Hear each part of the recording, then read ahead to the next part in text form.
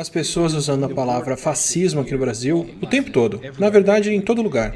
E às vezes em muitos contextos que são contraditórios em relação ao que o fascismo é de verdade, ou usando para definir coisas opostas, e você escreveu o livro sobre o assunto. E um livro de referência que é usado até por juízes aqui no Brasil hoje em dia, o que eu acho muito bom. Então eu queria saber, o que é o fascismo?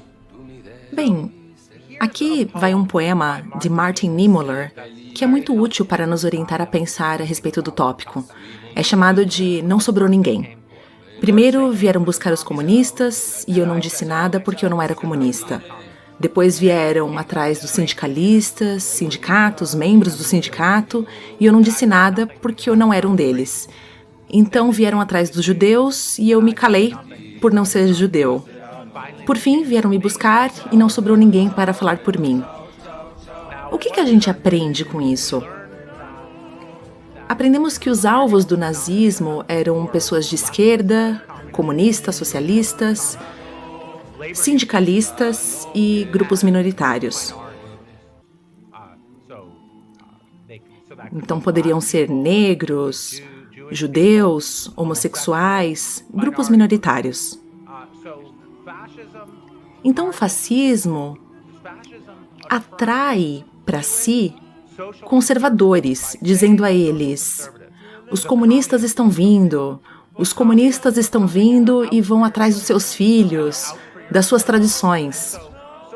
Então esses conservadores, que não são fascistas, um conservador cristão não é um fascista, mas a política fascista tenta atraí-los, dizendo: suas tradições estão sob ameaça.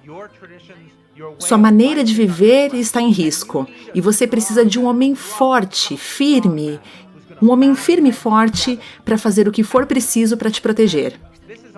Isso é muito triste, porque o cristianismo foi uma fonte vital incrível da sociedade ocidental. Nós herdamos a dignidade dos direitos humanos vindo do cristianismo. E o fascismo é uma antítese de tudo que o cristianismo defende. Mas os fascistas criam esse pânico e medo nos cristãos, dizendo: os comunistas estão aí, os homossexuais, o pessoal de esquerda, você vai precisar de alguém não cristão para reagir a isso, alguém forte, um homem forte. Então o fascismo é uma ideologia baseada em poder, lealdade e medo. E a ideia é que um homem forte crie medo nas pessoas, de pessoas de esquerda, comunistas, socialistas, minorias, gays e negros em uma sociedade branca, minorias religiosas, imigrantes, estrangeiros. E esse medo fica tão grande, tão intenso, que bons cristãos ou judeus, muçulmanos, bons religiosos conservadores, que acreditam na dignidade de todas as vidas, acreditam que isso é uma emergência, que é preciso ser leal e respeitar esse homem forte que vai nos salvar. Então essa é a dialética do fascismo. Tem um discurso do Goebbels, de 1939, Comunismo Sem Máscara, em que ele diz: os comunistas estão vindo, eles vão destruir as suas tradições, suas igrejas, vão assassinar os seus padres e você precisa de nós para te proteger, ou então toda a sua civilização vai sumir. Então é assim que o fascismo funciona, criando esse tipo de medo, e o objetivo final é a corrupção. O objetivo final é só o poder.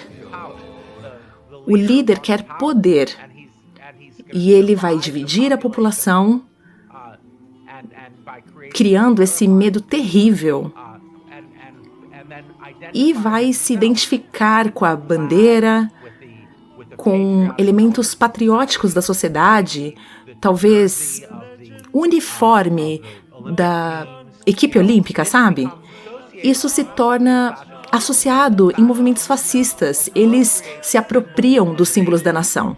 E aí, de repente, eles tornam bons patriotas e bons símbolos patrióticos em um sinal de apoio do líder fascista que, na verdade, está usando, violando as ideias da nação para dominar, assumir e destruir a Constituição, os tribunais.